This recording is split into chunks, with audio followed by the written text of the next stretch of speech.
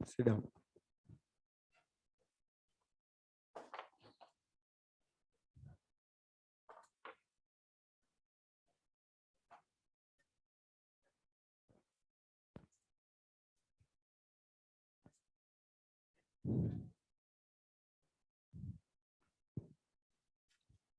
देख ले ध्यान से। तो लास्ट क्लास में स्टार्ट करा था हमने pH of strong acid and strong base. अच्छा, strong acid and strong base जो हमने पढ़ा था, मतलब strong acid and strong base में ये चेक करोगे सबसे पहले कि वो डाइल्यूट सोल्यूशन है या वेरी डाइल्यूट सोल्यूशन है। सबको ध्यान है वो?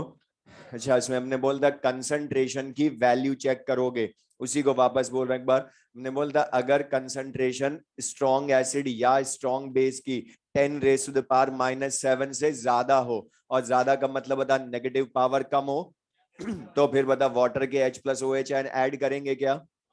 लेकिन अगर बता वो वेरी डाइल्यूट सोल्यूशन हो, मतलब 10⁻⁻7 के इक्वल या कम हो, मतलब नेगेटिव पावर ज्यादा उससे, तो फिर वाटर के H+ या OH आयन ऐड करोगे। और उसी में क्वेश्चंस लिख लें।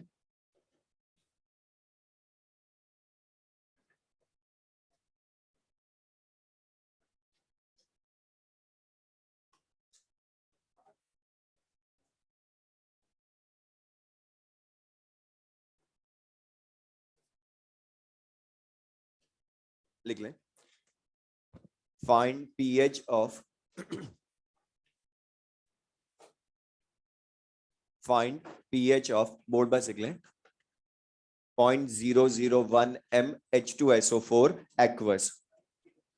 Find pH of 0.001 mH2SO4 aqueous।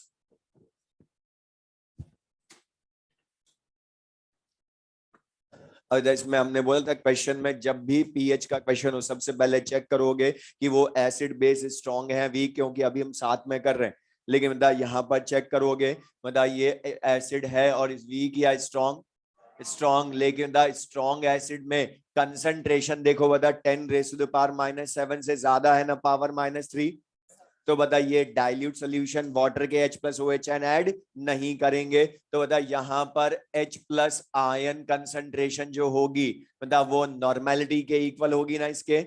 लेकिन बता हमें नॉर्मेलिटी गिवन है या इसकी मोलैरिटी गिवन है? मोलैरिटी गिवन है, तो बता इसको नॉर्मेलिटी में चेंज करना पड़ेगा। मोलैरिटी इंटू वैलेंसी फैक्टर, और H2SO4 का वैलेंसी फैक्टर 2। तो बता नॉर्मेलिटी जो आएगी H2SO4 की वही H+ आयन कंसंट्रेशन भी होगी।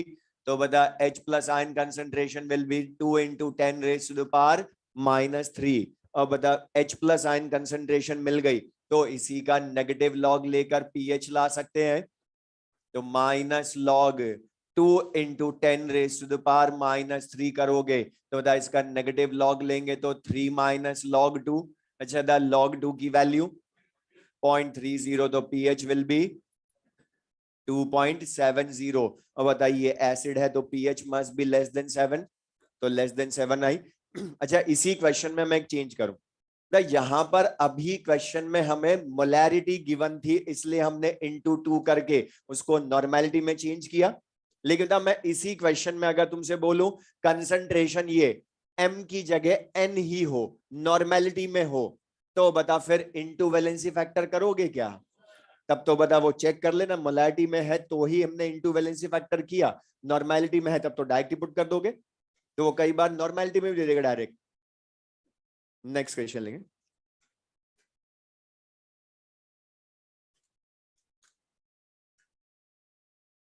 Find pH of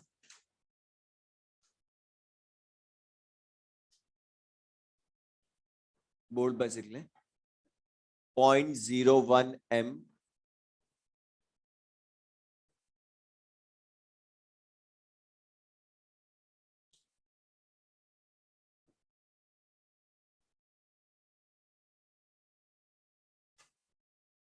find pH of 0.01 m BaOH whole twice at 90 degrees Celsius।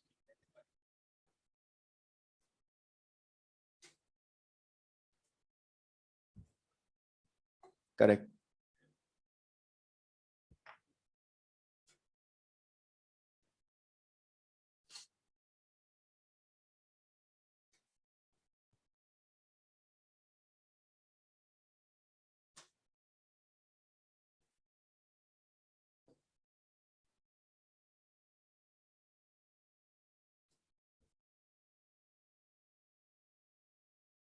Check, discussion मत करो बीच में, फुसो मत करो। अब देख ले यहाँ पर ध्यान से, मतलब barium hydroxide eight 90 degree Celsius. अच्छा था, इसमें 14 में से माइनस करोगे या 12 में से? बस यहाँ पर क्वेश्चन में यही ध्यान रखना था, बाकी क्वेश्चन सिंपल सा है। एट 90 डिग्री सेल्सियस बोला है और बता आपके ये स्ट्रॉन्ग बेस है, और स्ट्रॉन्ग बेस है तो इसमें H प्लस आयन या OH आयन कंसेंट्रेशन, और OH ion concentration equals to normality बोलोगे। लेकिन मतलब इसका valency factor 2, OH ion concentration in normality will be 10 raised to the power minus 2 normality।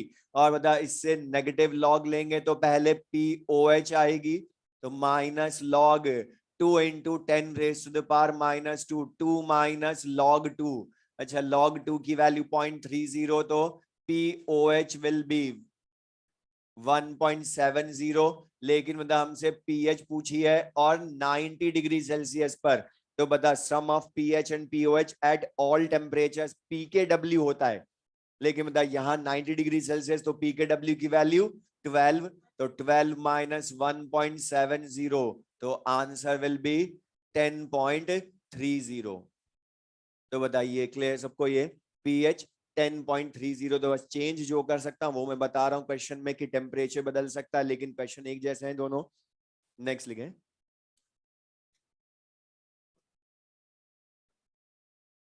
490 milligram, 490 milligram H2SO4 is dissolved in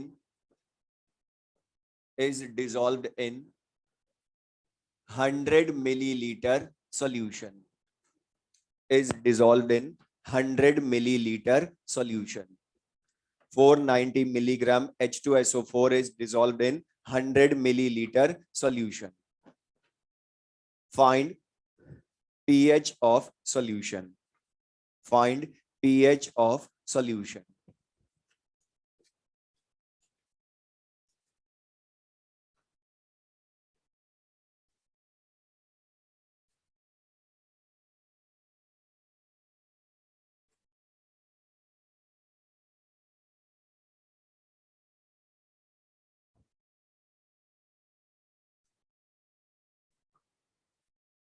correct,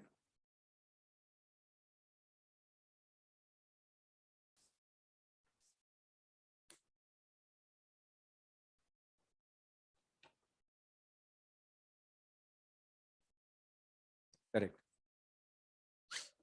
और जैसे अभी तक किया था वैसे के वैसे सोचो, क्वेश्चन में हमें जो बोला था स्ट्रॉन्ग बेस है H2SO4, और स्ट्रॉन्ग बेस के लिए बता H plus ion concentration normality के,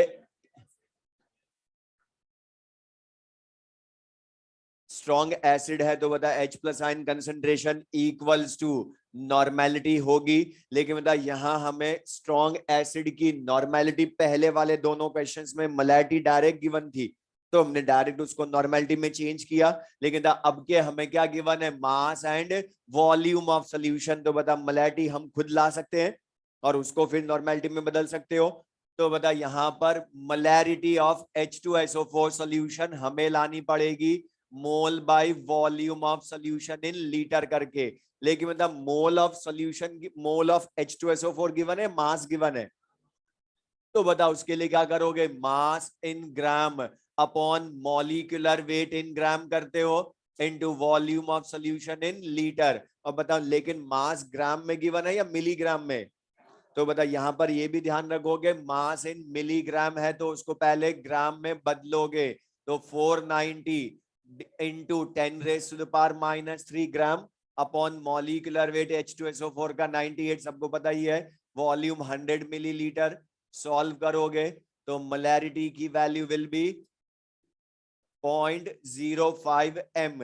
तो बता अभी तक क्वेश्चन हमने यहां से स्टार्ट किए थे, वो मोलैरिटी खुद दे रहा था, अब के बता हम लाए मोलैरिटी, बाकी क्वेश्चन वही। और इसी से फिर बता H plus ion concentration in normality ला सकते हैं, वैलेंसी फैक्टर H2SO4 का 2, तो 0.1 n, और इसी का नेगेटिव लॉग ले लेंगे तो पीएच भी ला सकते हो, minus log 10 raise to the power -1 में पीएच विल बी 1।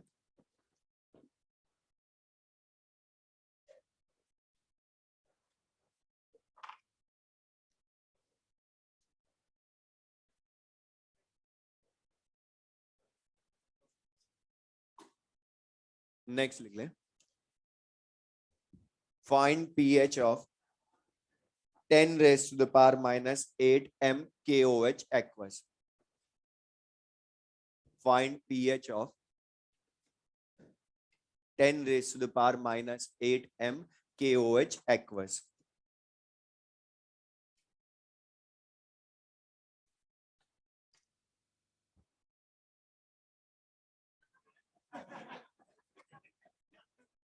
और इसमें एग्जैक्ट कर सकते हो, इसलिए जो हमने पढ़ा लास्ट क्लास में वो सब चीजें बताई, लॉग वैल्यूज भी हमने लिखवाई थी एग्जैक्ट लाने के लिए इसमें।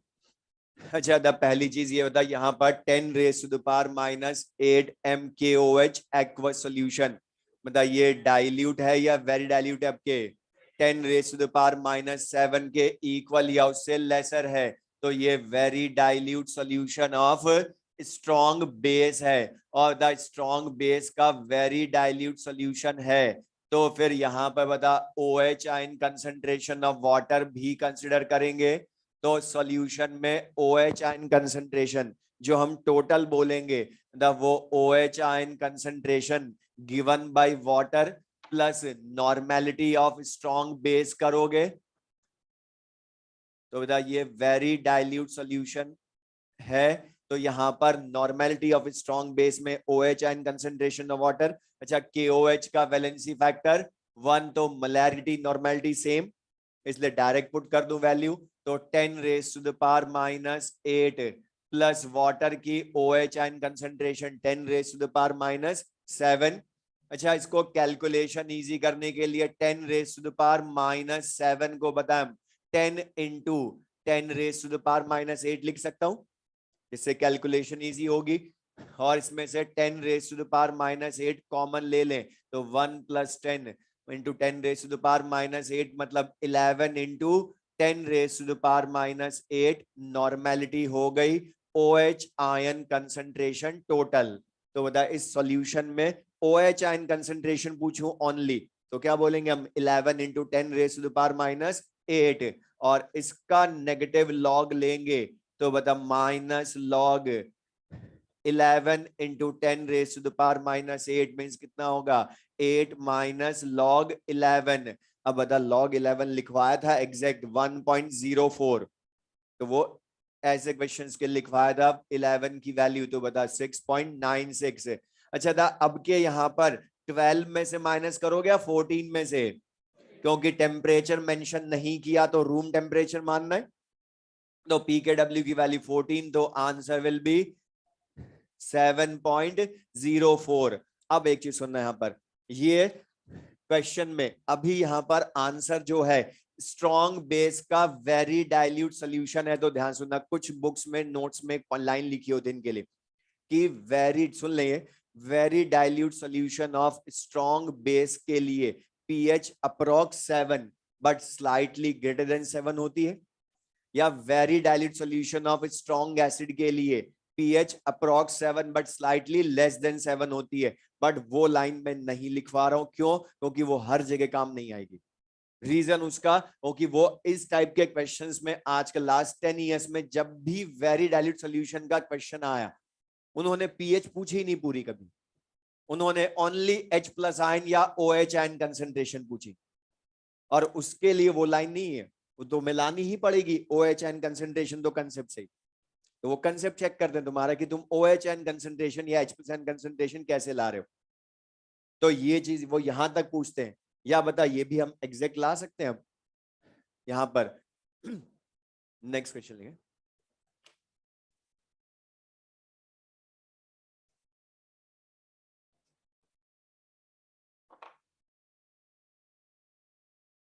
नेक्स्ट लिख लें बोर्ड पर से, 10 raise to the power minus 4m 10 raised to the power minus 4m HCl aqueous, 10 raised to the power minus 4m HCl aqueous is diluted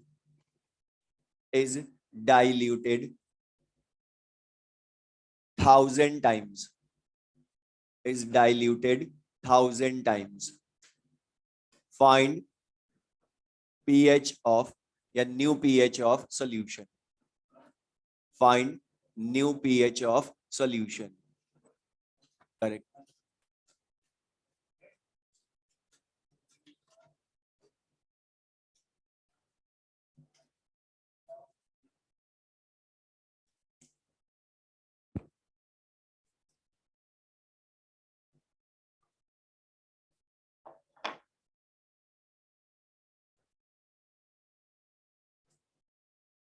acid है, बेस नहीं।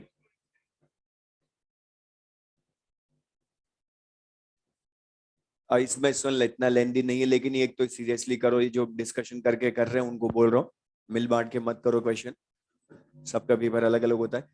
यहाँ पर अब ध्यान से देखो, क्वेश्चन में जो बोला, इसमें ये वाला क्वेश्चन में भी एग्जैक्ट आंसर आएगा।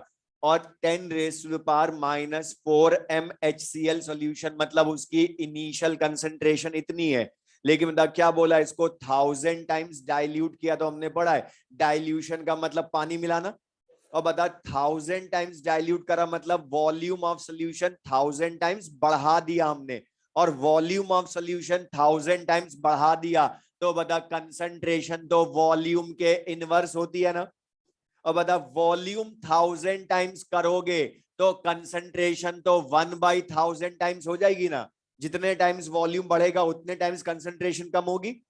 तो वॉल्यूम 1000 टाइम्स बढ़ा तो कंसंट्रेशन तो 1/1000 टाइम्स, मतलब न्यू सॉल्यू कंसंट्रेशन ऑफ HCl ओल्ड का 1/1000 टाइम्स। मतलब क्या करोगे, जितने टाइम्स डाइल्यूशन करा उससे डिवाइड करो।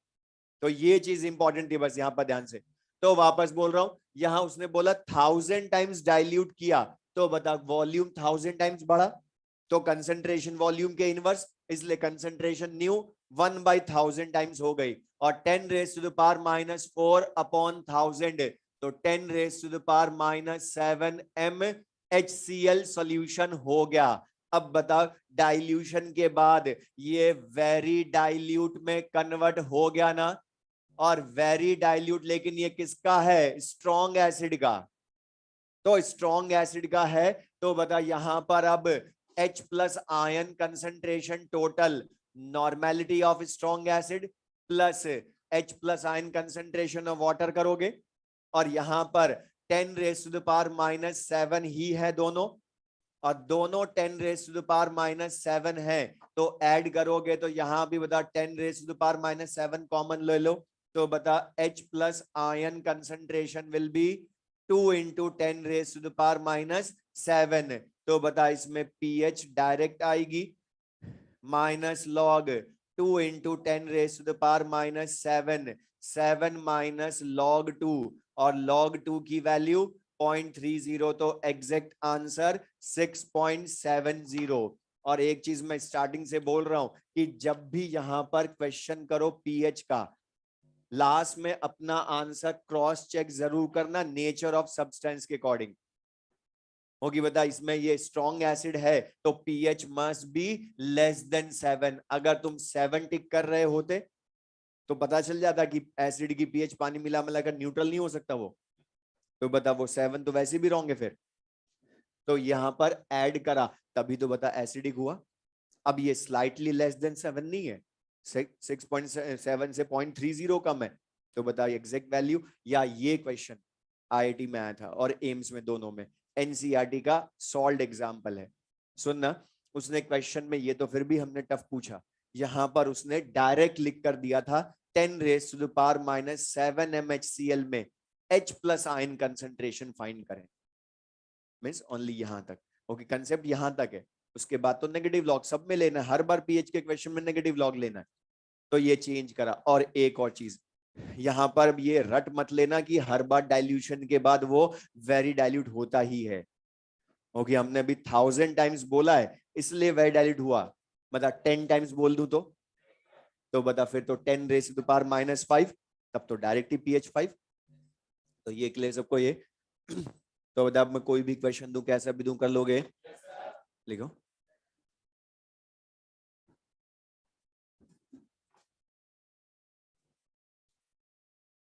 how many moles of how many moles of HNO3 how many moles of HNO3 HNO3 must be removed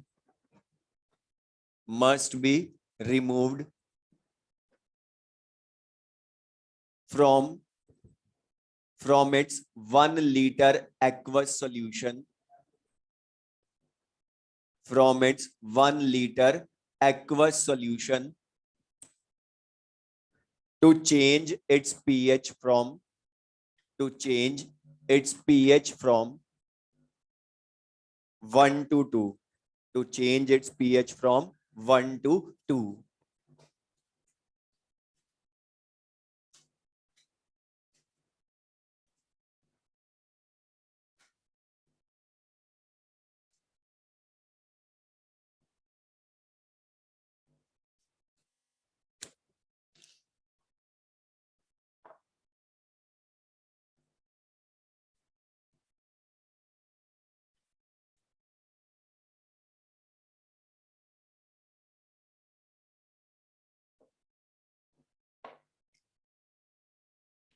और जैसे अभी तक बता, तुम्हें सारे क्वेश्चंस में पीएच गिवन थी और कैलकुलेट करनी थी, तो जो मेथड रखा वही गिवन में रखो, वो समझाएगा क्वेश्चन। Correct, very good. और बहुत छोटा सा क्वेश्चन है, लेंदी कुछ भी नहीं है, सिंपल सा। अच्छा था, इसमें तुम्हें बोला जो उसी को सोचो था, HNO3 वीक एसिड या स्ट्रॉन्ग एसिड है। और बता, स्ट्रॉन्ग एसिड के लिए पीएच चाहे गिवन हो या कैलकुलेट करनी हो, लाना तो H प्लस आयन कंसेंट्रेशन का ही है वैल्यू। और बता, H प्लस आयन कंसेंट्रेशन लिखोगे तो इसकी नॉर्मेलिटी के इक्वल। लेकिन बता, तुम्हें लाने क्या है, इक्विवेलेंट्स लाने या मोल लाने हैं। अब थोड़ा सा सोचोगे तब मोल नॉर्मेलिटी से आएंगे मोलैरिटी से। तो बता, इसका वैलेंसी फैक्टर कितना है, 1। तो इसकी नॉर्मेलिटी और मोलैरिटी डिफरेंट होगी या सेम। मतलब बता, जो अगर हमें H प्लस आयन कंसेंट्रेशन मिल जाए तो मोलैरिटी आ जाएगी। और मोलैरिटी रिप्रेजेंट क्या करती है, number of moles in 1 litre solution. तो तुम्हें मोल ही तो चाहिए, और वॉल्यूम पढ़ो 1 लीटर ही दिया है, मतलब तुम्हें खाली मोलैरिटी लानी है बस। अब लाओगे कैसे, तो बता, पहले पीएच कितनी थी, 1। तो H प्लस आयन कंसेंट्रेशन कितनी बोलोगे, 10⁻⁻1 m ही बोल दूं, क्योंकि अब तो नॉर्मेलिटी मोलैरिटी सेम है ना इसके लिए। और इस 10⁻⁻1 का मतलब क्या है बता, 0.1 mole HNO3 are present in 1 litre solution. इसी तरह से बाद में कितना पीएच कर दी, 2। तो कितने रह गए H प्लस आयन कंसेंट्रेशन, 10⁻⁻2 रह गई कंसेंट्रेशन। या बता, कितने रह गए मोल, 0.01 मोल पर लीटर। अच्छा बता, मोल पहले जितने रहे या कम हो गए पीएच बढ़ाने पर। अच्छा, इसमें मैं चेंज करूं, एक छोटा सा क्वेश्चन बीच में पूछ रहा हूं। मतलब मैं तुम्हें बोलूं, पीएच को 1 से 2 करने में कितने टाइम्स डाइल्यूशन किया। मतलब इनको डिवाइड करके चेक कर लो, 10 टाइम्स डाइल्यूशन हुआ ना, तभी तो 1.1 से 0.01 होगी ना कंसेंट्रेशन। या अभी हमारा जो क्वेश्चन है, रिमूव कितने मोल किए। तो बता, पहले थे कितने 1 लीटर में, 0.1, रह कितने गए। तो बता, बचे हुए रिमूव ही करे होंगे। तो बता, रिमूव्ड मोल कितने होंगे, वो बता, initial minus remain final moles कर दो। तो इनिशियल मोल 0.1 माइनस फाइनल मोल 0.01, तो आंसर विल बी 0.09 मोल पर लीटर रिमूव किए।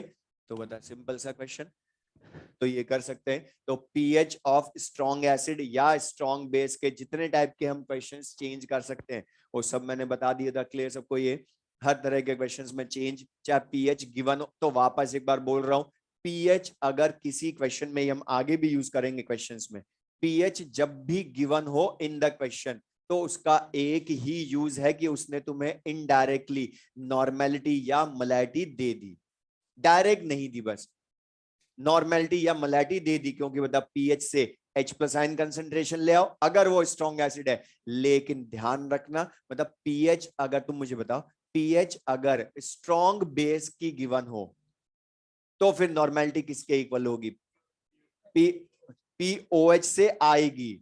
मतलब पीएच को पहले फिर पीओएच में बदलकर OH ion concentration normality equal बोलोगे ना वहां।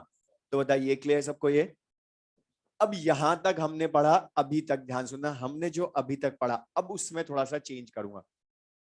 अभी तक हमने 3 टाइप के सब्सटेंसेस की पीएच पढ़ी, अकेले वीक एसिड या वीक बेस की ऑस्वाल्ड डाइल्यूशन लॉ से, अकेले वाटर की पीएच हाफ pKw, थर्ड अकेले स्ट्रॉन्ग एसिड स्ट्रॉन्ग बेस की।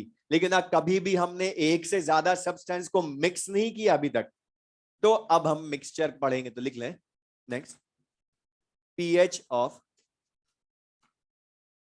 of mixtures of strong acid plus strong acid or strong base plus strong base,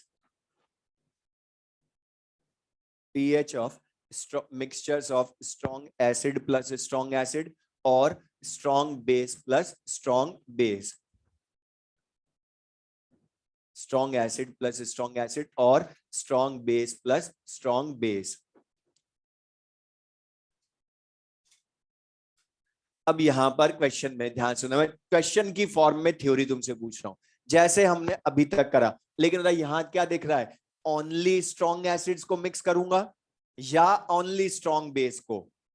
तो जैसे क्वेश्चन की फॉर्म में मैं थ्योरी बोलूं, सपोज H2SO4 है, HCl है, इन दोनों की before mixing normality N1 volume V1 है, H2SO4 सॉल्यूशन का, HCl की नॉर्मेलिटी N2 वॉल्यूम V2 है। इन दोनों सॉल्यूशंस को मिक्स किया, ये हमने बोला है क्वेश्चन में, और बोलेगा रिजल्टेंट मिक्सचर की पीएच फाइंड करें। तो जो अभी तक हमने अकेले सब्सटेंस में किया वैसे सोचो, बता सबसे पहले नेचर चेक करूं जिनको मिक्स किया, स्ट्रॉन्ग एसिड इनको मिक्स करा, तो बता रिजल्टेंट सॉल्यूशन की पीएच लानी है तो स्ट्रॉन्ग एसिड की ही लानी है ना। तो बता हमने पढ़ा स्ट्रॉन्ग एसिड की पीएच लानी हो तो पहले नॉर्मेलिटी लाते हो सॉल्यूशन की।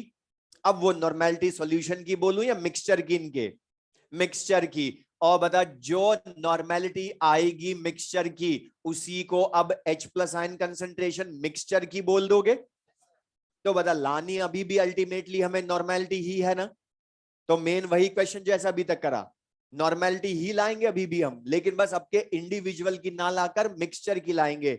दूसरी चीज यहां ध्यान से बताना, जब नॉर्मेलिटी मुझे लानी है तो नॉर्मेलिटी का जनरल फॉर्मूला हम सोचें, बता नॉर्मेलिटी क्या होती है, number of equivalents upon volume of solution.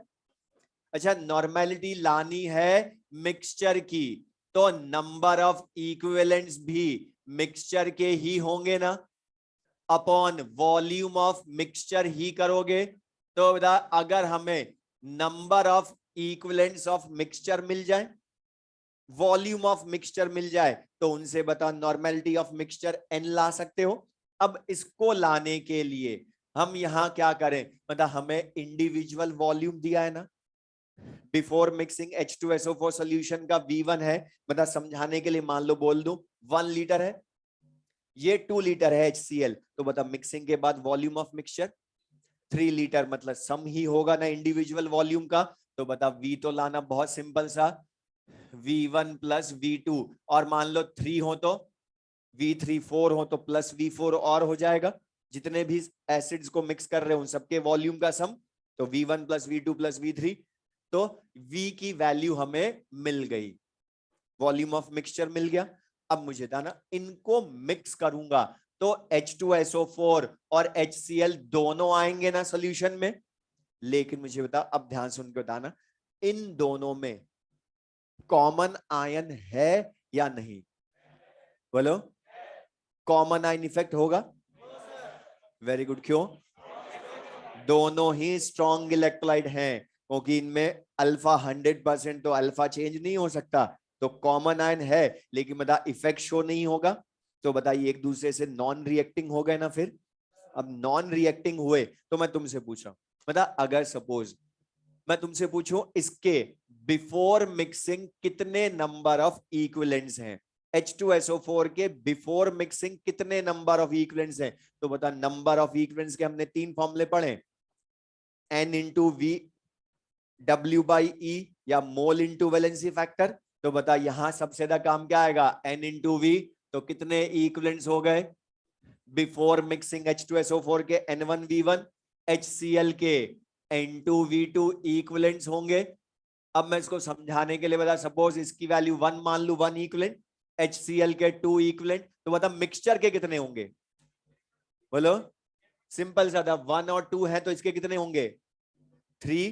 क्यों? क्योंकि बता जितने मैं मिलाऊंगा उतने ही तो मिक्सचर में मिलेंगे ना मुझे, क्योंकि ये नॉन रिएक्टिंग है, कॉमन आइन इफेक्ट भी शो नहीं कर रहे, तो इनके इक्विवेलेंस मिलाने के पहले और मिलाने के बाद सेम रहेंगे।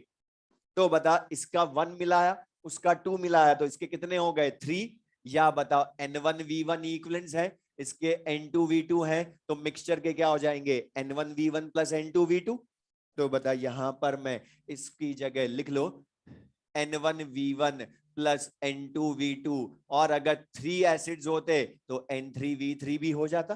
तो बता तुम्हें जनरल फॉर्मूला याद हो तो बता N1V1 plus N2V2 plus N3V3 use करते थे equals to N into V करते थे। तो बता आगे से हम ये डायरेक्ट फॉर्मूला ही यूज करेंगे।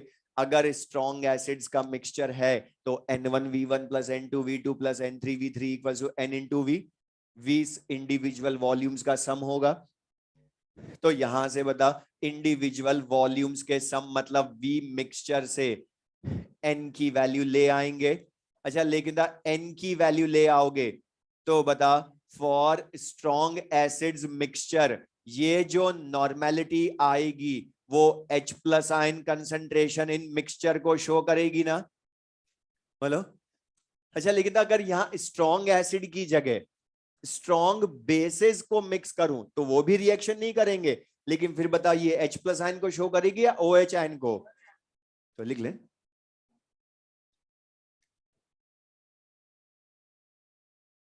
तो स्ट्रॉन्ग एसिड्स के मिक्सचर के लिए normality H plus ion mixture, या स्ट्रॉन्ग बेसिस के मिक्सचर के लिए नॉर्मेलिटी OH आयन मिक्सचर के इक्वल होगी।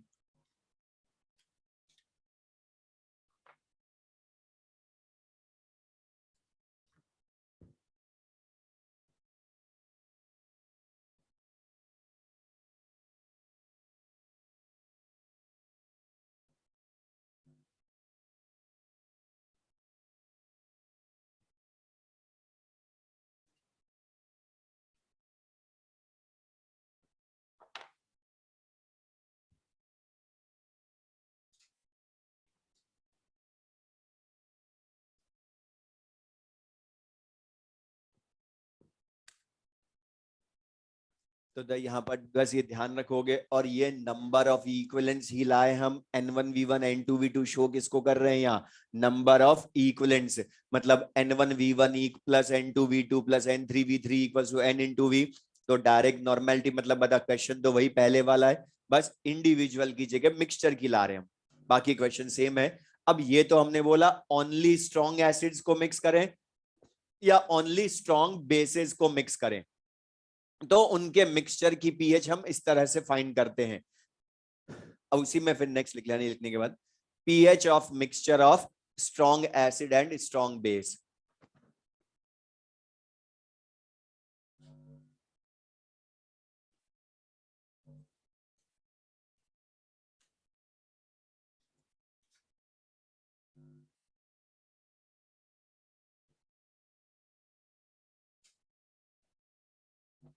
pH of mixtures of strong acid and strong base, और जैसे हमने ओनली स्ट्रॉन्ग एसिड्स के मिक्सचर के लिए पीएच फाइंड की, ओनली स्ट्रॉन्ग बेसिस के मिक्सचर के लिए फाइंड की, सेम वैसे अभी तुम बताओगे तो भी देख लें बोर्ड पर, सिंपल सा वही मेथड जो अभी हमने किया। अब यहां पर बस मैं बोल रहा हूं HCl की जगह अगर मैं बोलूं हमने H2SO4 वही इनिशियल वॉल्यूम नॉर्मेलिटी गिवन है KOH कर दूं आपके, तो KOH इसकी नॉर्मेलिटी N2V2 है, वही हमें पूछा है रिजल्टेंट मिक्सचर की पीएच फाइंड करें, मतलब नॉर्मेलिटी ही लानी है, तो नॉर्मेलिटी लानी है। तो मतलब यहां पर भी मेथड वही, नॉर्मेलिटी क्या लिखूंगा number of equivalents of mixture upon volume of mixture. अच्छा वॉल्यूम तो चाहे एसिड एसिड मिलाओ चाहे बेस बेस मिलाओ, एसिड बेस मिलाओ, वॉल्यूम तो हमेशा बढ़ेगा, तो V तो अभी भी V1 plus V2 plus V3 ही होगा, वो कोई डिफरेंस नहीं है। अब number of equivalents of mixture मुझे लाने हैं, तो ये मैं कैसे लाऊंगा, तो ध्यान से सुनना। अच्छा जब मैं H2SO4 और KOH को मिक्स करूंगा तो बता यहां पर ऑड आयन प्रेजेंट है ना, लेकिन बता ऑड आयन इफेक्ट नहीं होगा क्योंकि दोनों स्ट्रॉन्ग हैं, इसलिए अल्फा 100%, अल्फा चेंज नहीं हो सकता। लेकिन बता ऑड आयन का मतलब क्या है, H प्लस और OH आयन एक दूसरे को न्यूट्रल तो करेंगे ना, तो यहां रिएक्शन होगी। पहले वाले में रिएक्शन नहीं हुई थी क्योंकि वो नॉन रिएक्टिंग थे, एसिड एसिड थे या बेस बेस थे। लेकिन बता यहां तो न्यूट्रलाइजेशन तो करेंगे ना स्ट्रॉन्ग एसिड स्ट्रॉन्ग बेस को, तो बता रिएक्शन हुई। अब लेकिन यहां ध्यान से रिजल्टेंट सॉल्यूशन का नेचर क्या होगा ये हमें पता करना है। तो सुन ले वैसे मैं जो बोल रहा हूं, मतलब अगर H2SO4 के वही before mixing number of equivalents N1V1 है, KOH के N2V2 है। अब मुझे एक चीज बताओ, रिजल्टेंट सॉल्यूशन का नेचर डिसाइड कैसे करोगे, कैसे करोगे? मतलब जिसके इक्विवेलेंट ज्यादा होंगे इन दोनों में से वही बचेगा आफ्टर न्यूट्रलाइजेशन।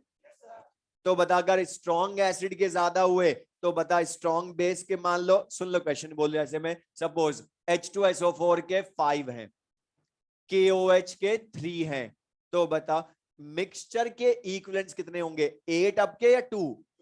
क्योंकि बता ये 3 उसके इसके 3 को न्यूट्रल भी तो करेंगे, तो बचे कितने स्ट्रॉन्ग एसिड के, 2 इक्विवेलेंट्स। मतलब बता रिजल्टेंट सॉल्यूशन क्या होगा, एसिडिक।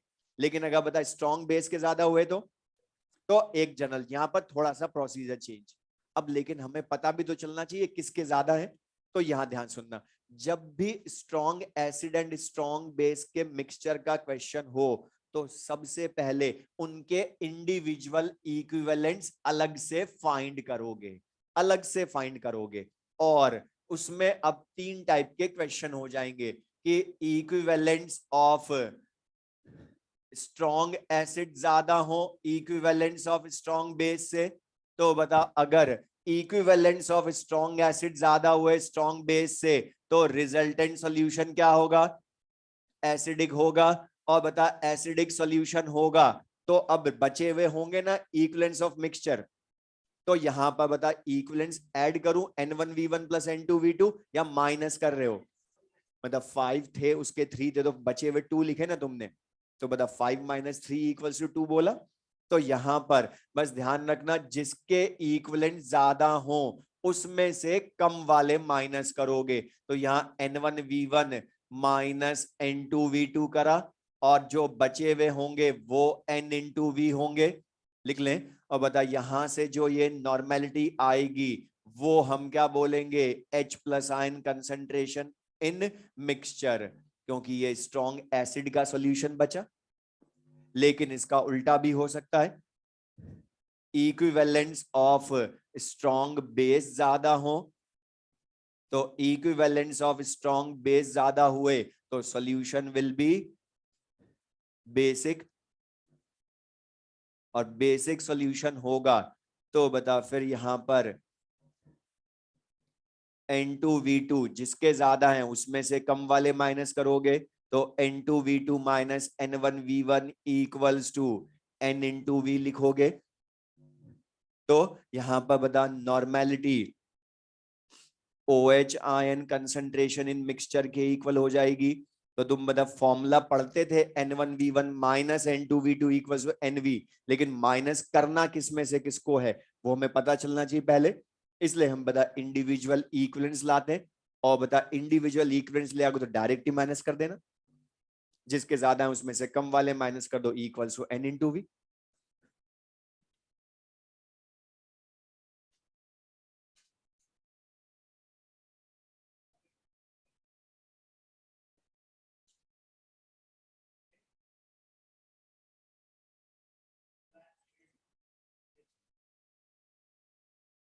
अच्छा अगर दोनों के इक्विवेलेंट्स इक्वल आ जाए तो बता सॉल्यूशन का नेचर न्यूट्रल, और न्यूट्रल सॉल्यूशन होगा तो बता फिर माइनस नहीं करोगे, फिर तो डायरेक्ट बता सकते हो रूम टेम्परेचर पर बता पीएच कितनी होगी, फिर तो डायरेक्ट बोलोगे 7, क्योंकि न्यूट्रल सॉल्यूशन में तो H plus and OH negative ion concentration equal होती है, और रूम टेम्परेचर बोले तो कंसंट्रेशन की वैल्यू भी कितनी होती है 10 raise to the power minus 7 N at room temperature, या pH equals to POH equals to 7 बोलोगे एट रूम टेम्परेचर, लेकिन बता इसी में 90 डिग्री सेल्सियस बोल दूं थर्ड केस में तो pH 6 या H प्लस कंसेंट्रेशन 10⁻⁻⁶।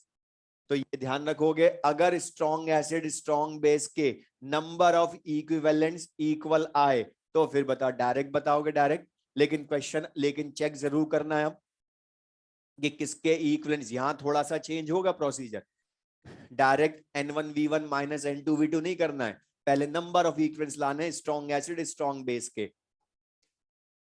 तो अब यहां पे ध्यान सुनो, अब हमने दो तरह के मिक्सचर पढ़ लिए, दो तरह के मिक्सचर पढ़ लिए हमने, ओनली स्ट्रॉन्ग एसिड या ओनली स्ट्रॉन्ग बेस, दूसरा strong acid and strong base.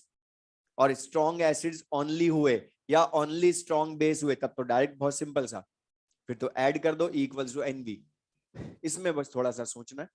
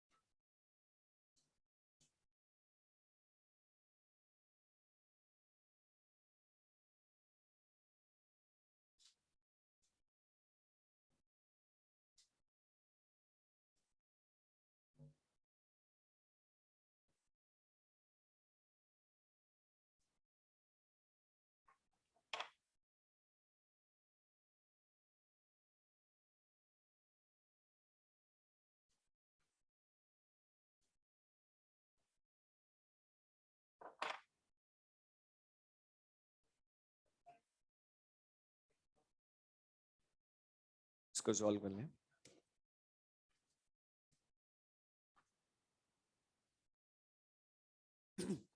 To 200 millilitre N/10 HCl, 500 milliliter N/25 H2SO4 and 300 milliliter N/10 HNO3 solution are mixed.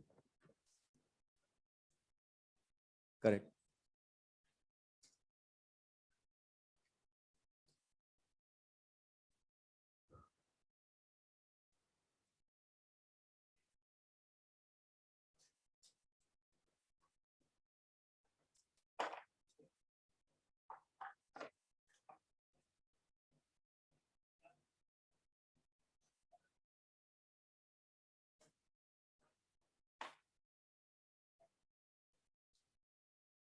अच्छा यहाँ पर इतना लेंदी तो है नहीं क्वेश्चन, ध्यान से बस पढ़ो। और लैंग्वेज से पता चल रहा है मिक्सचर है, एक से ज्यादा सॉल्यूशंस को मिक्स किया।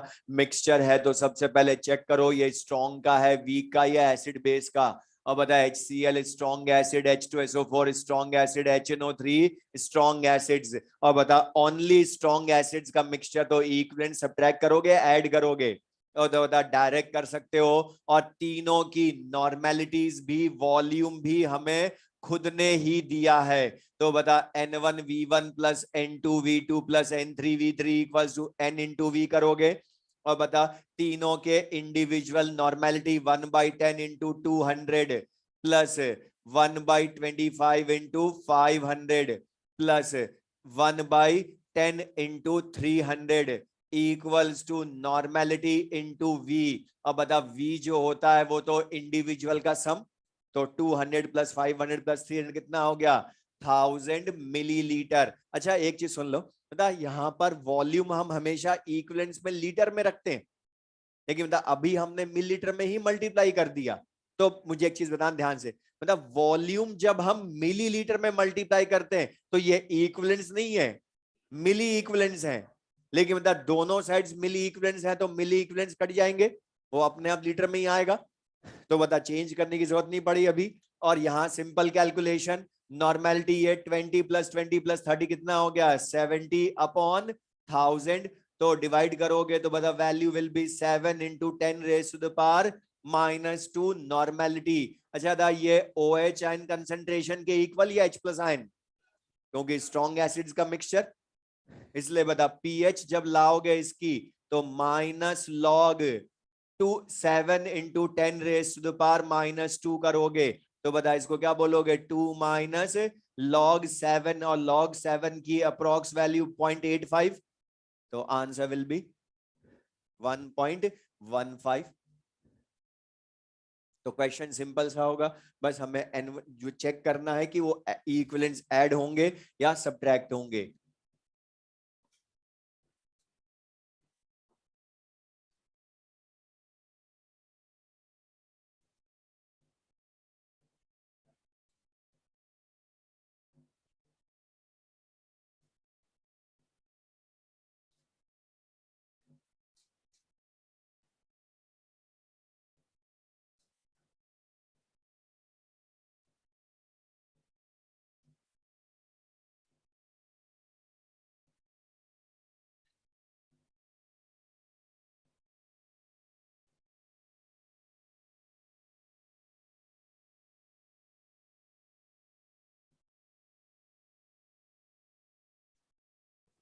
और अब ये डिस्कशन मत करो, बहुत ज्यादा हो गया, अब कर लो क्वेश्चन सीरियसली।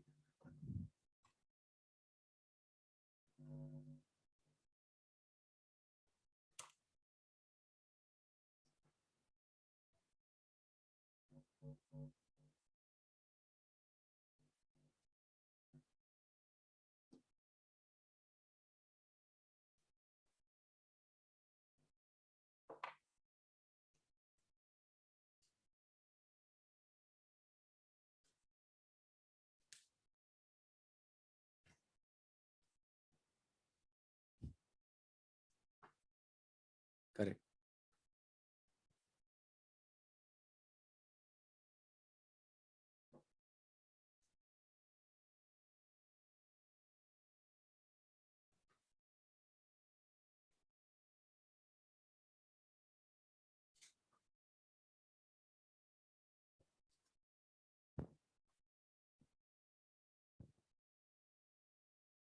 करेक्ट।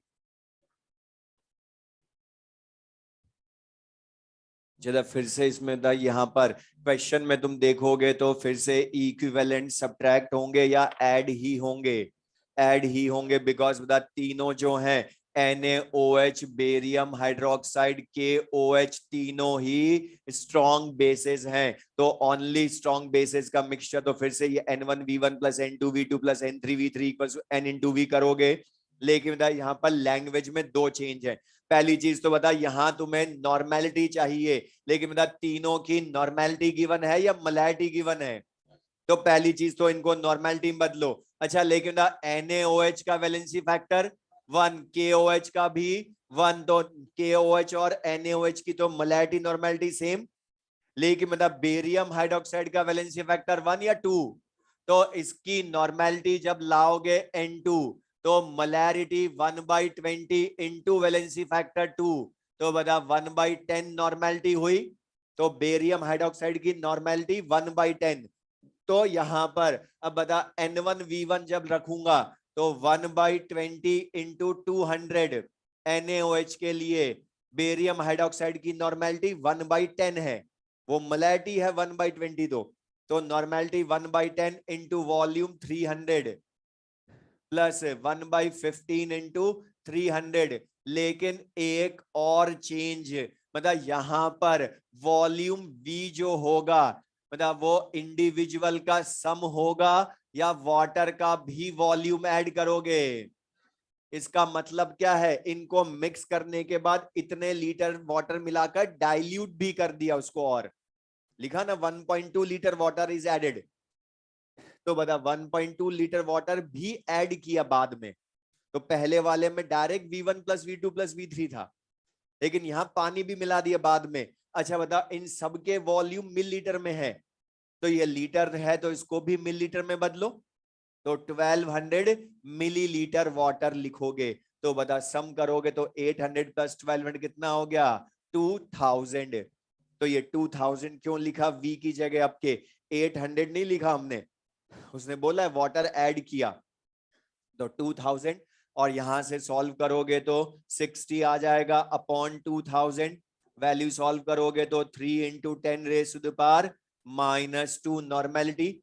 लेकिन मतलब ये स्ट्रॉन्ग बेसिस का मिक्सचर है, इसलिए ये OH आयन कंसंट्रेशन होगी, और इसका नेगेटिव लॉग लोगे तो पहले POH आएगी, तो minus log 3 into 10 raise to the power -2, तो 2 माइनस लॉग 3, 0.48 माइनस करोगे तो 1.52, तो pH will be equal to 14 minus 1.52, तो आंसर will be 12.48। तो बताइए क्लियर सबको, ये समझ में आया? तो pH equals to 12.48।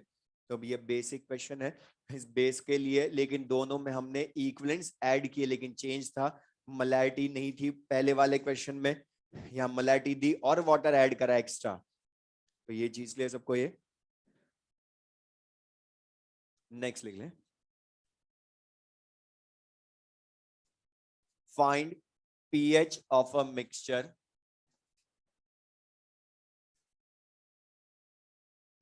find pH of a mixture,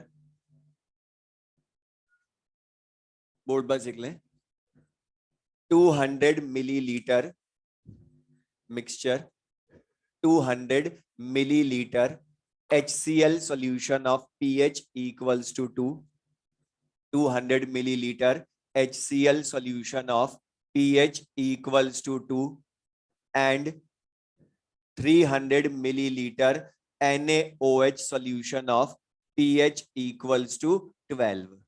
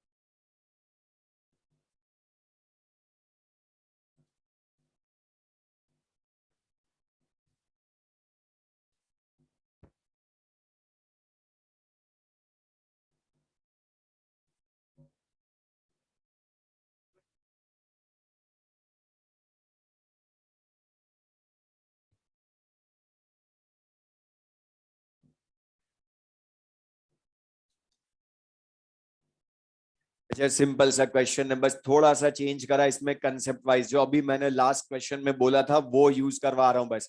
लेकिन पहले तो यहां बता, तुम्हें क्वेश्चन में बोला क्या, किनको मिक्स करा वो चेक करो, HCl सॉल्यूशन और NaOH सॉल्यूशन, ये देख ले एक बार, जो भी गड़बड़ कर रहे हैं सब कुछ आते हुए इस क्वेश्चन जो, the HCl strong acid, NaOH strong base, तो पहली चीज तो बता, अब क्या इक्विवेलेंट्स इनके डायरेक्टली ऐड करोगे या सब्ट्रैक्ट करना पड़ेगा? लेकिन किसमें से किसको सब्ट्रैक्ट करना, उसके लिए पहले इनके नंबर ऑफ इक्विवेलेंट्स लाने पड़ेंगे, लेकिन मतलब वॉल्यूम लीटर में है या मिली लीटर में है, तो बता इक्विवेलेंट्स लाओगे इन दोनों के या मिली इक्विवेलेंट्स?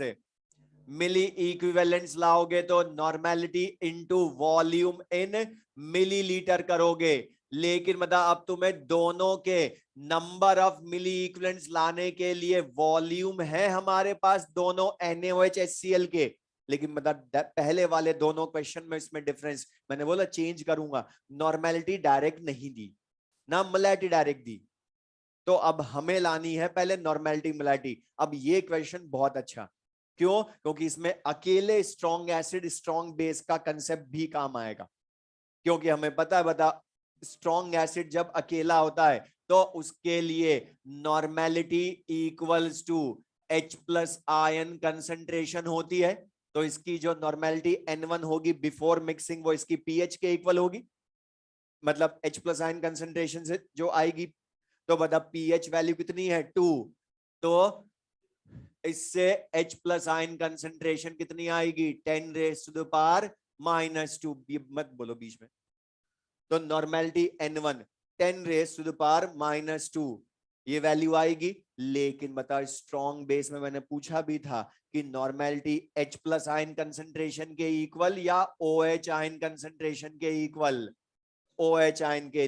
लेकिन मतलब पीएच का एंटीलॉग लोगे उसमें या POH का, तो 14 में से माइनस करोगे तो POH तो 2 हुई, तो OH आयन कंसेंट्रेशन इससे लाओगे तो 10 raise to the power -2।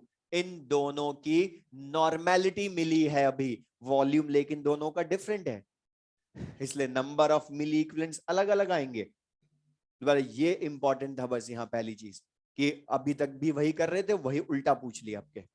PH से तुम लाओ नॉर्मेलिटी और number of milli equivalents 10 raise to the power -2 into 200, तो बता कितने मिली इक्विवेलेंट्स हो गए 0.2 milli equivalents, sorry 2 milli equivalents. और इसके 10 raise to the power -2 into 300, तो 3 मिली इक्विवेलेंट्स। अब बता किसके ज्यादा है मिली इक्विवेलेंट्स, स्ट्रॉन्ग बेस के ज्यादा है, तो बता सॉल्यूशन का नेचर विल बी एसिडिक और बेसिक।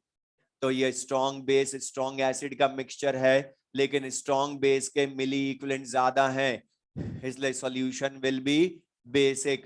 और बेसिक तो मतलब यहाँ जिसके ज्यादा उसमें से कम वाले सब्ट्रैक्ट करके इक्वल्स n इंटू वी करते हो, तो ज्यादा किसके हैं बेस के, कम किसके हैं एसिड के, तो वही वैल्यू लिख दो डायरेक्ट 3 - 2 N2V2 - N1V1 भी क्यों करें, अब तो ला चुके ना उनकी वैल्यू तो हम।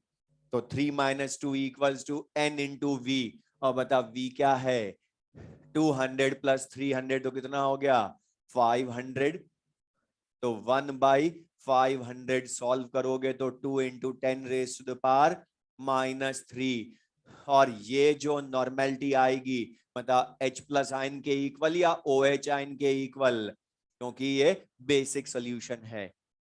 तो इससे पहले POH आएगी -log 2 into 10 raise to the power -3, तो 3 - log 2 मतलब 2.70। लेकिन पीएच पूछी है तो 14 में से माइनस करोगे तो आंसर विल बी 11.30। अब ये क्वेश्चन इसका स्ट्रॉन्ग एसिड स्ट्रॉन्ग बेस के मिक्सचर का सबसे लेंदी वाला क्वेश्चन, क्योंकि इसमें मतलब पीएच का तुम्हारा सारा कंसेप्ट चेक कर लिया हमने जितना पढ़ा अभी तक स्ट्रॉन्ग एसिड स्ट्रॉन्ग बेस में। अकेले स्ट्रॉन्ग एसिड स्ट्रॉन्ग बेस का मिक्सचर का क्वेश्चन, अकेले का कंसेप्ट भी काम आया और मिक्सचर का कंसेप्ट भी काम आया। इजी करना होता तो मैं डायरेक्ट नॉर्मेलिटी दे देता, फिर तुम सब कर लेते, लेकिन बताओ मैं चेंज क्या करना वो मुझे बताना था, क्योंकि डायरेक्ट वाला तो वैसे इजी सा है, लाना नंबर ऑफ इक्विवेलेंट्स था बस, इसलिए बोलता जो आता है वहां से स्टार्ट करो। अच्छा एक फर्स्ट टाइम में किस किस का सही हुआ, फर्स्ट टाइम में वेरी गुड।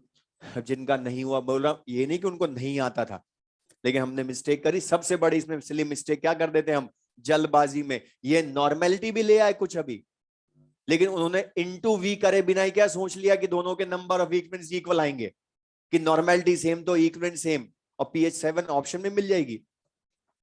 लेकिन मतलब ये सेम नहीं है, वॉल्यूम अलग अलग है। अगर इक्वल वॉल्यूम होता तो पीएच डायरेक्ट 7 ही बोलते फिर हम, लेकिन वो नहीं है।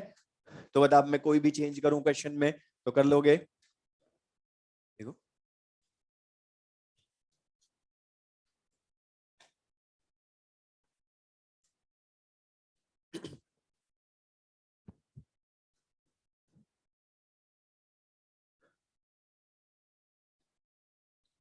5.6 ग्राम KOH।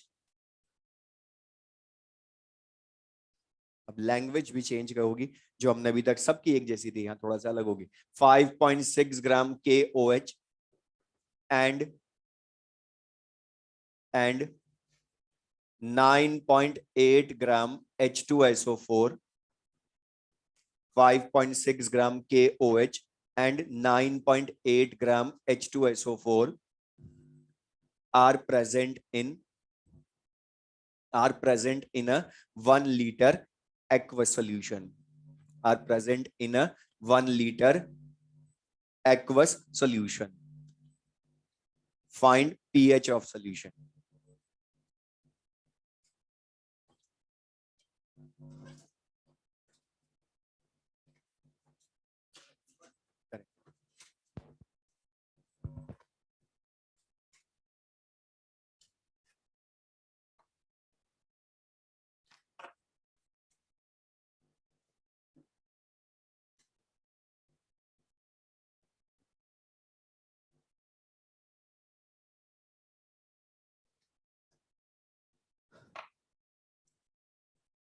अच्छा, तो यहां पर इस क्वेश्चन की लैंग्वेज में, और जो सुन ले मैं जो पूछ रहा हूं, जो अभी हमने तीनों मिक्सचर वाले क्वेश्चन किए और इस क्वेश्चन की लैंग्वेज में डिफरेंस क्या है, पहले ये बता दो बस। यहां पर पढ़ो, तुम्हें लैंग्वेज में क्या लिखा है, हमने बता KOH H2SO4 को मिक्स किया या उसने ऑलरेडी मिक्स सॉल्यूशन दे दिया हमें। यहां ध्यान से पढ़ो, अभी तक तो वो इंडिविजुअल मिक्स कर रहा था, लेकिन अब क्या लिखा है लैंग्वेज में कि दोनों सेम 1 लीटर सॉल्यूशन में प्रेजेंट हैं। मतलब बता, उसने वी मिक्सचर का खुद ने दे दिया 1 लीटर है और दोनों उसमें प्रेजेंट हैं एक साथ। तो अब के लेकिन मतलब मैथड तो फिर भी वही जो पहले था, इन दोनों के मतलब नेचर चेक करो तो स्ट्रॉन्ग बेस स्ट्रॉन्ग एसिड है ना, और स्ट्रॉन्ग बेस स्ट्रॉन्ग एसिड, तो सबसे पहले नंबर ऑफ इक्विवेलेंट्स लाओ और लेके मतलब अब के N/V यूज करोगे क्या, तो बता मेथड भी चेंज हर बार N/V से नहीं आएगा, N नंबर ऑफ इक्विवेलेंट्स, वो हमें चेंज भी करना पड़ सकता है प्रोसीजर। तो बता अब यहां पर लाने के लिए दो फॉर्मूले यूज कर सकते हो, W/E या मोल इंटू वैलेंसी फैक्टर, और बता मास से मोल लाना ज्यादा इजी है तो मोल इंटू वैलेंसी फैक्टर ही यूज करो। तो यहां पर बस मोल इंटू वैलेंसी फैक्टर और mass of KOH 5.6 upon molecular wait हमें पता है, पोटेशियम का एटॉमिक वेट 39 16 156, सब लिखवाए हुए हमने, इनटू वैलेंसी फैक्टर KOH का 1, तो नंबर ऑफ इक्विवेलेंट्स कितने आ गए 0.1। अच्छा, मिली इक्विवेलेंट्स आएंगे इक्विवेलेंट्स, अब के मिली इक्विवेलेंट्स नहीं बोला मैंने, क्योंकि मोल इनटू वैलेंसी फैक्टर तो नंबर ऑफ इक्विवेलेंट्स होते हैं। इसी तरह से यहां पर mass upon molecular mass 9.8 upon H2SO4 का 98, लेकिन वैलेंसी फैक्टर 2, तो 0.2 इक्विवेलेंट्स। तो बता किसके इक्विवेलेंट ज्यादा हुए, आपके स्ट्रॉन्ग एसिड के स्ट्रॉन्ग बेस से ज्यादा हुए, तो सॉल्यूशन का nature will be acidic solution. तो बता जिसके ज्यादा हैं उसमें से कम वाले माइनस करो, तो 0.2 माइनस 0.1 इक्वल्स टू N/V, और तो कैलकुलेशन तो बहुत सिंपल सी, 0.1 या 10⁻⁻1 नॉर्मेलिटी, तो बता पीएच तो डायरेक्ट ही माइनस लॉग 10⁻⁻1 मतलब 1, और ये H+ ion concentration of mixture ही हुई।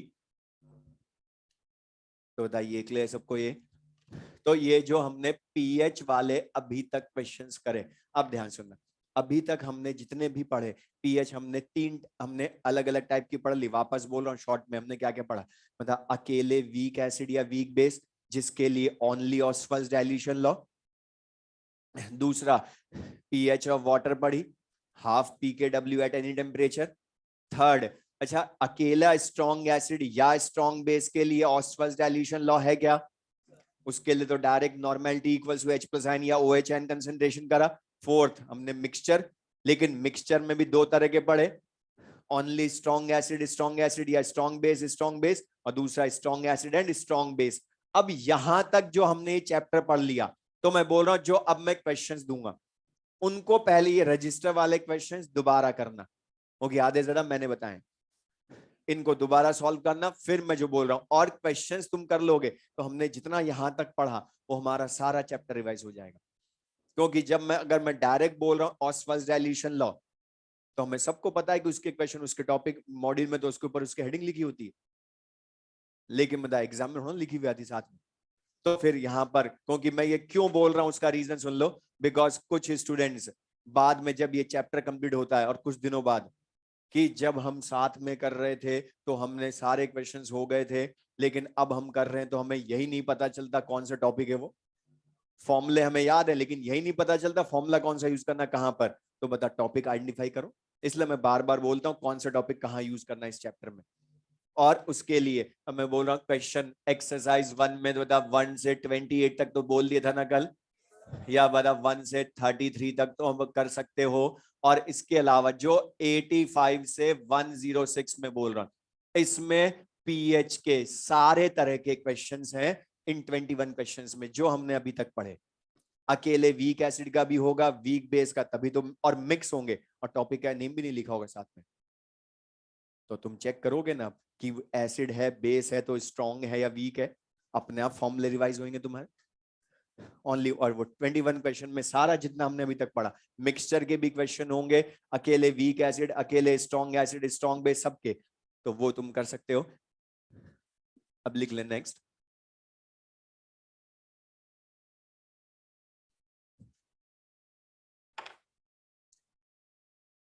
सॉल्ट्स।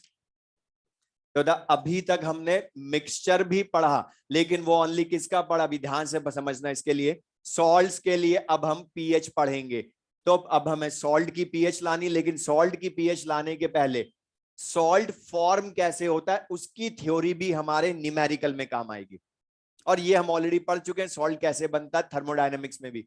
अच्छा बता, कोई भी एसिड का सॉल्यूशन लिख भी लेना साथ में, बता एसिड का सॉल्यूशन और बेस का सॉल्यूशन मिक्स करते हैं तो सॉल्ट एंड वाटर प्रोड्यूस होते हैं ना, लिख लो। तो सॉल्ट एंड वाटर प्रोड्यूस होते हैं। अच्छा बता, यहां पर जो डेल्टा एच होगी मतलब रिएक्शन होगी, मतलब न्यूट्रलाइजेशन रिएक्शन बोलोगे इसको, एसिड बेस न्यूट्रल होकर सॉल्ट वाटर प्रोड्यूस करते हैं। तो मुझे बता न्यूट्रलाइजेशन रिएक्शन एंडोथर्मिक होती है, एक्सोथर्मिक, या ऑलवेज एक्सोथर्मिक?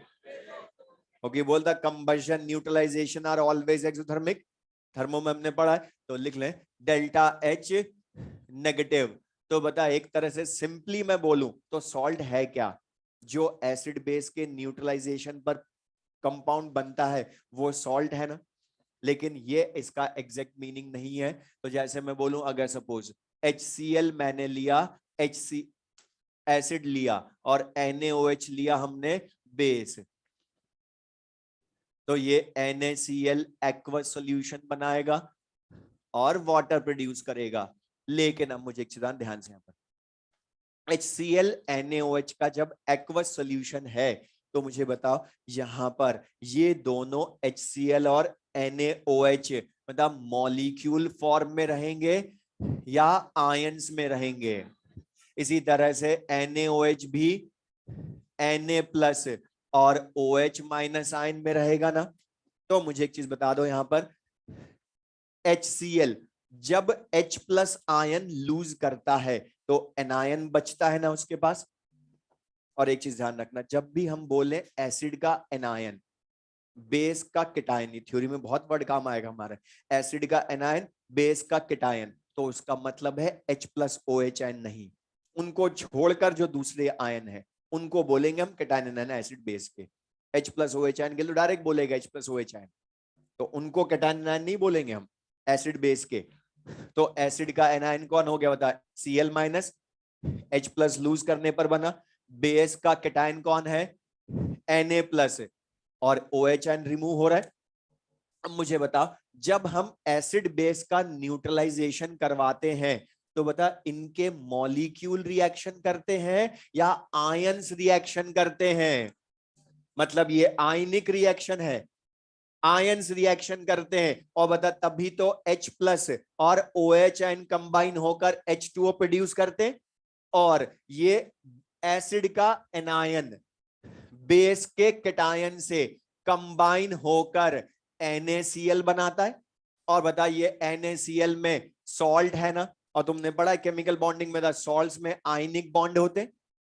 क्यों बोलते हो, एसिड का एनायन बेस के केटायन कंबाइन होंगे, आयन कंबाइन होंगे तो उनमें आयनिक बॉन्ड बनेगा ना, और ये आयनिक कंपाउंड बनेगा। तो बता मैं ये बोल दूं सॉल्ट्स आर, एग्जैक्टली इसका मीनिंग क्या है, salts are compounds made up of cation from base and anion from acid. और दूसरी चीज मतलब हम स्टार्टिंग से बोल रहे हैं salts are strong electrolytes in their aqueous solution. क्यों बोलते हैं? क्योंकि ये आयनिक कंपाउंड्स हैं, हाईली पोलर। तो वाटर में ही 100% ब्रेक होते हैं। क्यों? क्योंकि वाटर भी हाईली पोलर, आयनिक कंपाउंड्स भी हाईली पोलर। तो बताओ 100% ब्रेक कर देगा वाटर इनको? तो वाटर में ही क्यों स्ट्रॉन्ग इलेक्ट्रोलाइट होते हैं सॉल्ट्स? बेंजीन में तो सॉल्ट भी नहीं रहते, क्योंकि बेंजीन नॉन पोलर है, ऑपोजिट नेचर हो जाएगा, डिसोसिएट करेगा कौन उसको? तो बताइए ये चीज क्लियर सबको? तो लिख लें डेफिनेशन, जो 2 पॉइंट में लिखवा रहा हूं ये न्यूमेरिकल में काम आएंगे बहुत नेक्स्ट क्लास में। लिख लें, salts are compounds, salts are compounds made up of, salts are compounds made up of cation, cation in bracket लिख लें, comes from a base, cation in bracket comes from a base after bracket, and anion, and anion in bracket लिख लें comes from an acid, comes from an acid। तो अब मैं इस bracket को छोड़कर बोलूं, सिंपल सा मीनिंग है इसका, salts are compounds made up of cation and anion. और वो कैटायन एनायन किनके हैं? वो एसिड और बेस के। नेक्स्ट पॉइंट लिख लें, salts are, salts are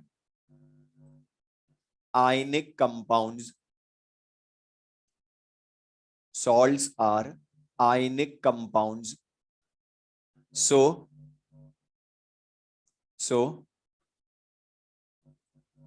they behave as, so they behave as strong electrolyte, so they behave as strong electrolyte in aqueous solution, so they behave as strong electrolyte in aqueous solution. अब ये दोनों point हमारे काम आने की, salts strong electrolyte क्यों होते हैं उसका रीजन भी ध्यान रखना हमेशा, ये क्योंकि वो आयनिक कंपाउंड्स हैं। दूसरा कैटायन एनायन से बनते हैं, और कैटायन किससे मिलेगा इसका? हमेशा बेस से, एनायन एसिड से मिलेगा। अब ये पीएच जब हमें इनकी फाइंड करनी है तो पहले हमें ये भी पता हो कि सॉल्ट्स फॉर्म होते कैसे हैं, क्योंकि इनके सॉल्ट्स की फॉर्मेशन कैटायन एनायन से किस तरह से होती है, उसके बेसिस पर हम इनको 6 टाइप्स में क्लासिफाई करते हैं। तो लिख लें नेक्स्ट, टाइप्स ऑफ सॉल्ट्स, और ये है on the basis of formation of salts, कैसे इनकी फॉर्मेशन होती है उसके बेसिस पर। टाइप्स ऑफ सॉल्ट्स, फर्स्ट लिख लें नॉर्मल और जनरल सॉल्ट्स, नॉर्मल और जनरल सॉल्ट्स। और इनका क्वेश्चन मैं पहले बोल रहा हूं, टाइप्स ऑफ सॉल्ट्स का क्वेश्चन वो तुम्हें 4 सॉल्ट्स ऑप्शन में लिख देगा, पूछेगा थ्योरेटिकल क्वेश्चन कि इनमें से कौन सा नॉर्मल सॉल्ट है या कौन सा नहीं है। तो आइडेंटिफाई कैसे करेंगे हम इनको, तो वो बस मीनिंग पता इनका, तो लिख लें नॉर्मल और general salts.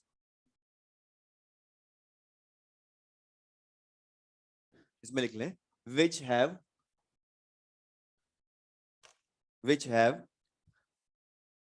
No replaceable, which have no replaceable H plus or OH negative ions, which have no replaceable H plus or OH negative ions, no replaceable H plus or OH negative ions। Example लिख लें board पर से,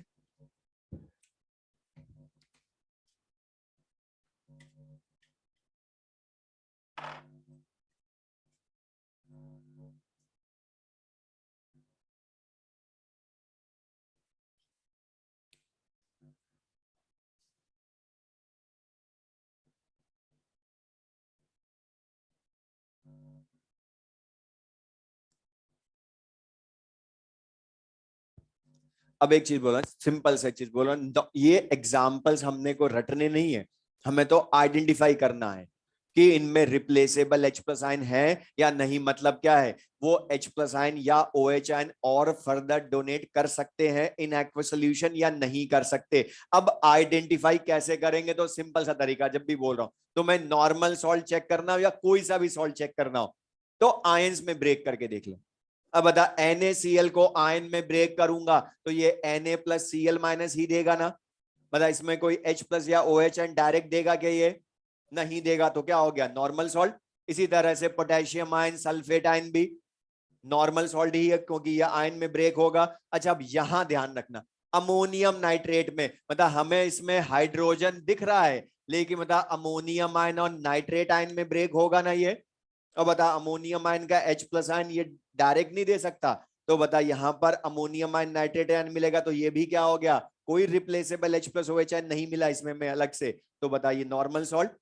इसी तरह से Na3PO4 Na plus PO4 minus 3 ये भी normal salt. लेकिन सबसे ज्यादा ध्यान रखोगे इन लास्ट दो का, क्योंकि बता यहां पर ध्यान से मैं एक चीज बोल रहा हूं, जब भी तुम्हें चेक करना हो या कंफ्यूजन हो कि वो कोई सॉल्ट लिखकर पूछ ले, जैसे अभी मैं पूछूंगा क्वेश्चन कि NaH2PO2 Na2HPO3 ये दोनों में हाइड्रोजन दिख रहे हैं बट फिर भी ये नॉर्मल सॉल्ट्स हैं, मतलब इन दोनों के ये जो हाइड्रोजन है ये नॉट रिप्लेसेबल हैं, तो वो रीजन पूछेगा वाई।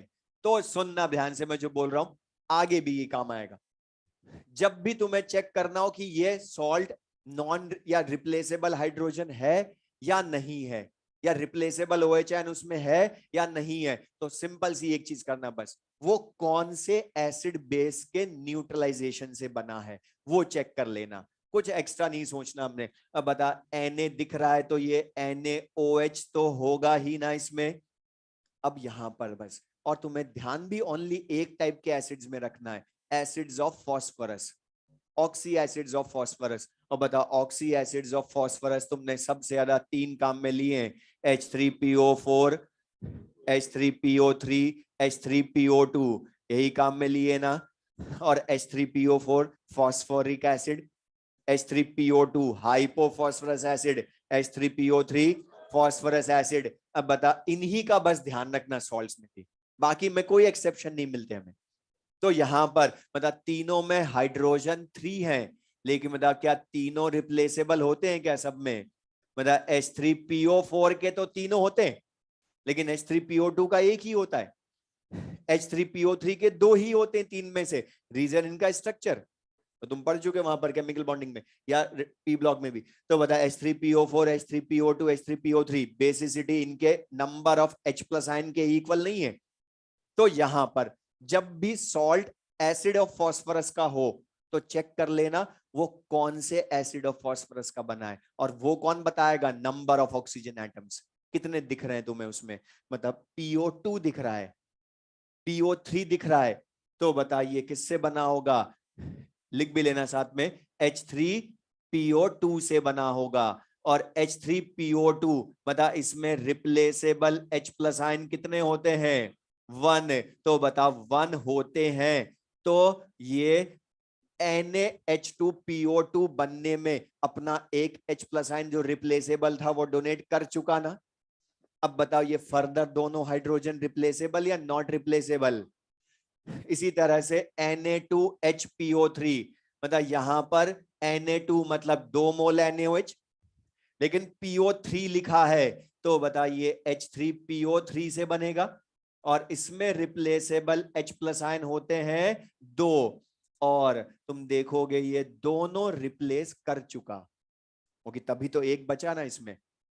तो इनमें हाइड्रोजन होते हुए भी ये नॉट रिप्लेसेबल, तो इनको हम क्या बोलते हैं, नॉर्मल या जनरल सॉल्ट्स।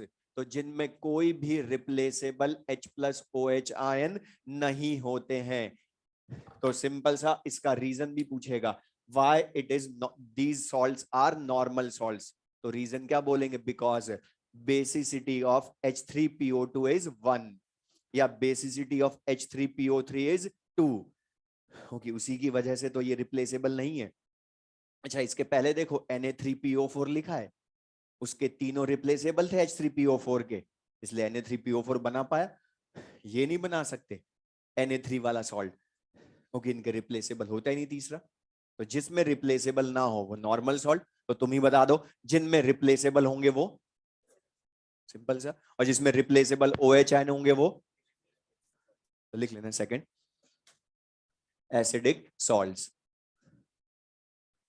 एसिडिक सॉल्ट्स उसमें लिख लें acidic salts which have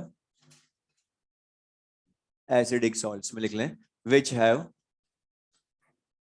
one or more which have one or more replaceable which have one or more replaceable H plus ions, one or more replaceable H plus ions। Board पर लिख लें examples.